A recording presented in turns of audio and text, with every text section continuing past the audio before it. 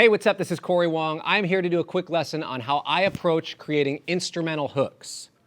Now, most people know me as a consummate rhythm guitar player, and that's what I am. I love playing rhythm guitar, but one of the challenges that I like to face is how can I create lead rhythm guitar parts? Now, what does that mean? To me, it means something along the lines of making rhythm guitar parts, parts that fit in the rhythm realm, but feel like they can also be the main accompaniment, or even the actual hook, the instrumental hook of the song. So there's a lot of ways that I do this, and I want to show you a few over different chord qualities and different chord types. The first sort of thing I like to think about is single note guitar lines that also have a rhythmic element that really just help outline a chord. So in this case, I'm going to do A minor. I'm going to play this riff, and then I'll explain to you what I'm doing. 1, 2, 3.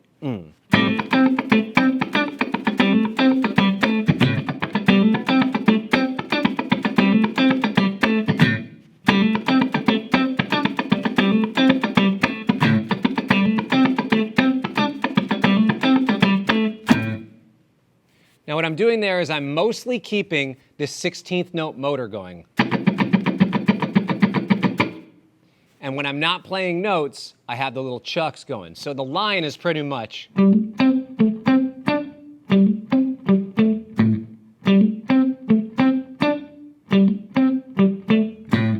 But in between that, I have the. And my strumming pattern is literally just determined by the right hand motor staying steady.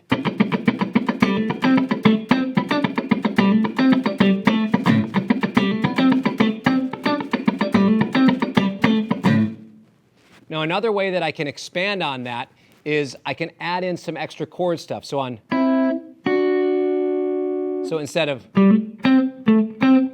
I can go something along those lines. Now all of a sudden, I'm adding a little bit more of the chord in there, like this.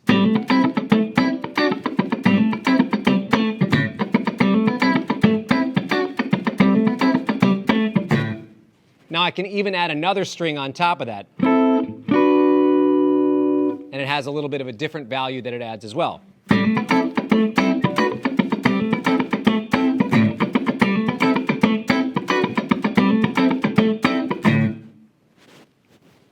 Really what I'm doing is just outlining an A minor 7 chord. Sure, there's a couple extra notes in there, but it all comes from A minor pentatonic.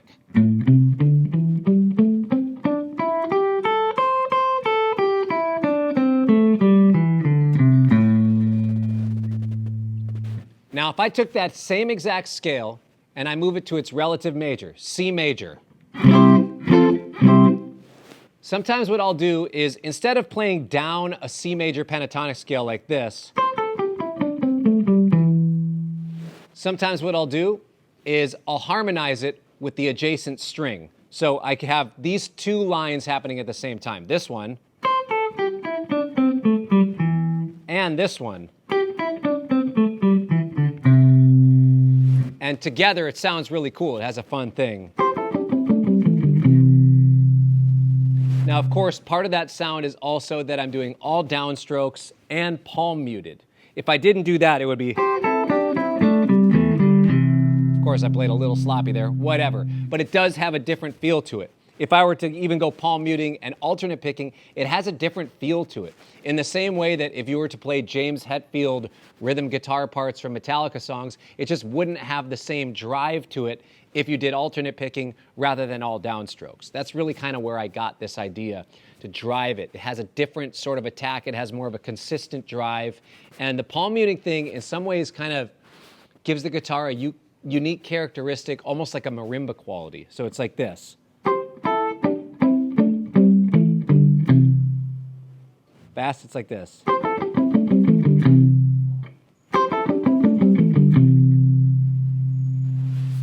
Another thing that you can do to make that line a little bit longer is just play each one of those dyads 2 times through, like this.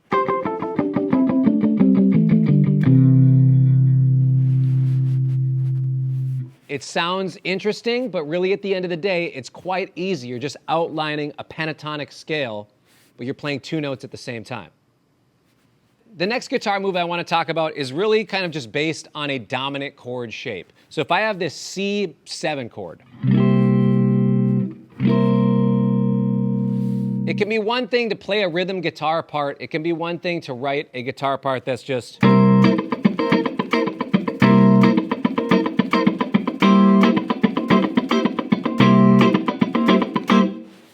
But that doesn't really feel very signature. It doesn't feel iconic. It kind of feels just like somebody playing a C7. Go figure. What I like to do when I'm creating instrumental hooks or when I'm trying to write lead rhythm parts is I like to create some sort of line. So sometimes what I'll do is I'll do something like this. And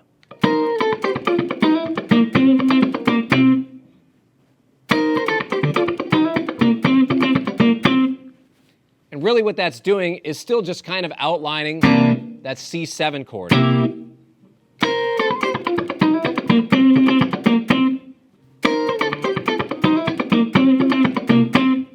Now I can do a similar thing down an octave, same notes, but a different feel, like this.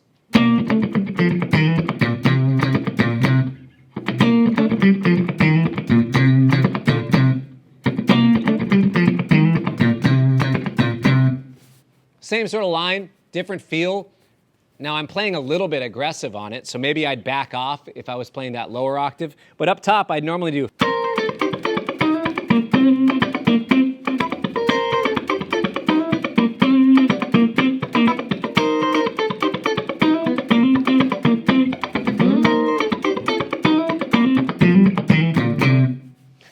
Whatever, I'm just kind of having fun playing in there. If I was really playing a song, I'd probably try to define what the exact line is. Towards the end, I was getting a little bit cute and adding some extra stuff in there.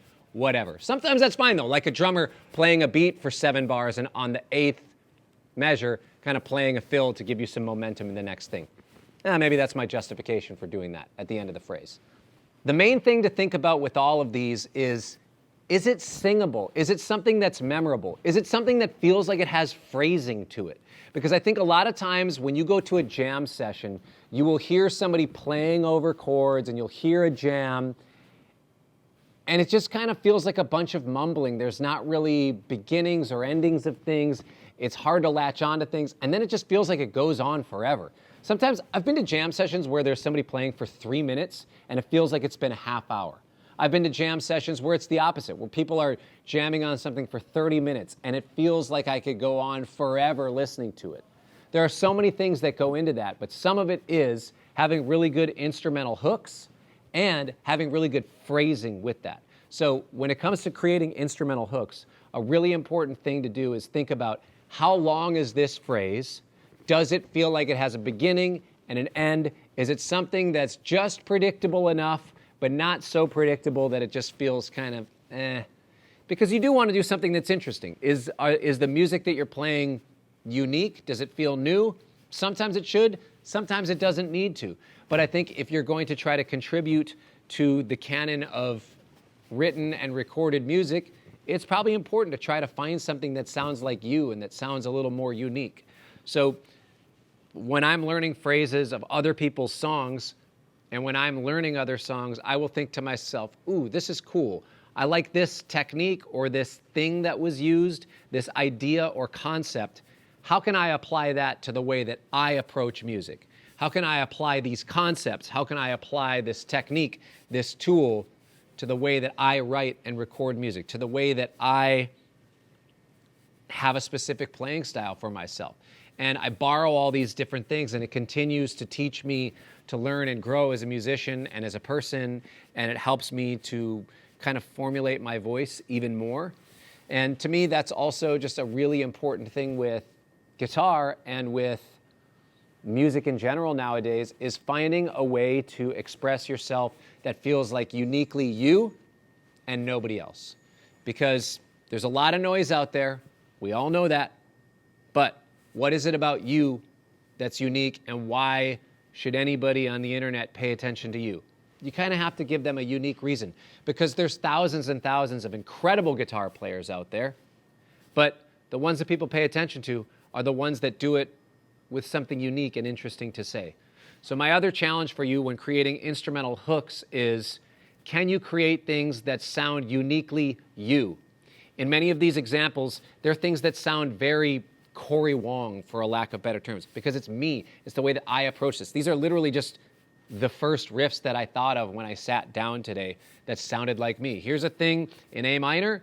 Here's a thing that's kind of a C major line, and here's a thing that's C7. These are things that just ooze from me and are a part of me and my artistry and that sound like me. My hope is that you find that sort of thing for yourself. And I think it's wonderful that you should study other people's voices, other people's ways of finding who they are on their instrument. You should find out what my thing is. You should study it, but then take it and make it yours. Do your own thing with it. Find your own unique lane. Study Slash and listen to the Slash thing and then find your own way to interpret that and put your own voice in. Any guitar player. I don't know why I thought of Slash, just the first guitar player I thought of off the top of my head. George Benson, whoever, whatever genre you listen to, study it, absorb it, try to understand the concepts, try to understand what makes it special, and then apply it to the thing that you do in hopes that you will find your own unique voice on the instrument. Thanks for hanging with me. We'll see you next time. Peace.